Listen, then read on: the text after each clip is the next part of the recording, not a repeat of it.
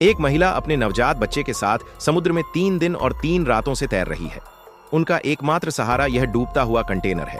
उसने बच्चे का डायपर समुद्र में फेंक दिया, जिसे देख तुरंत कुछ मछलियां वहां इकट्ठा हो गईं। हम यहां हैं, आओ।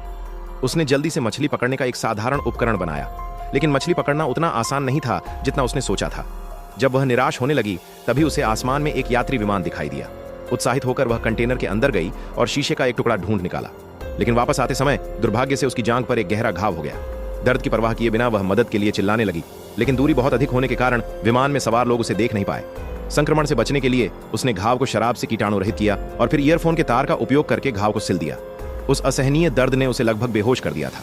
मछली पकड़ने और पोषण पाने के लिए उसने ईयरफोन के तारों से एक जाल बुना। जाल को समुद्र में डालने के बाद उसने एक डायपर को चारे के रूप में इस्तेमाल किया और शांति से मछली के फंसने का इंतजार करने लगी।